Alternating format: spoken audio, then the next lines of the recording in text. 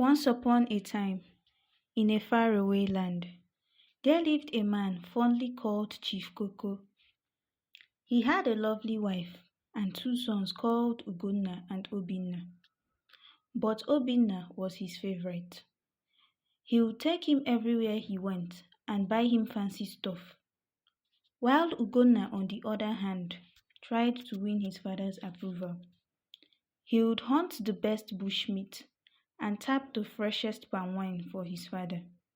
But all his efforts yielded no result. He felt so small and unseen, but his mother's love kept him going. One day, Chief Coco's wife dies. Chief Coco is distraught and heartbroken. Things get worse.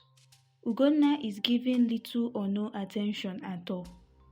With his mother gone, coupled with the subtle occasional bullying from Obinna, Ugonna decided to leave.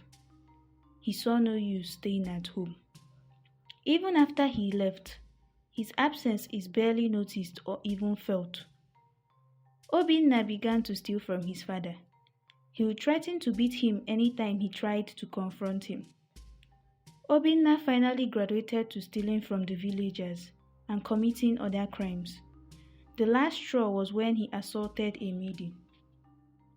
This badged him a room in the palace dungeon where he was awaiting banishment. Chief Coco began to regret neglecting Ugonna. Ugonna woke up from a nightmare. In his dream, he saw his father had passed away. Unable to make any meaning out of the dream, he consults an oracle in the morning. The oracle revealed that Chief Coco is sick at the moment and has no one to take care of him. Feeling sympathy for his father, Ugonna decides to pay him a visit. When he got home, his father was in a sorry state. His eyes were hollow and filled with dark eye circles, and his cheeks were sunken and pale. He had shriveled up to a lesser size. On seeing Ugonna, Chief Coco burst into tears and apologized for neglecting him and choosing Obinna over him. He said, "I'm sorry, my son. Your mother had you before we got married. Your real father had died shortly after. I never tried to bond with you because you are not my blood, and I believe blood is thicker than water. But I was wrong. I failed to realize your mother's blood is also my blood. Please forgive me." Although he is hurt by the revelation, Ugonna summons the strength to forgive his father. He hugs him and takes him back with him to his new settlement. Ugonna is doing prosperously well. He has a lot of livestock and yams in his barn. He is very wealthy and comfortable. Obinna is banished from the community.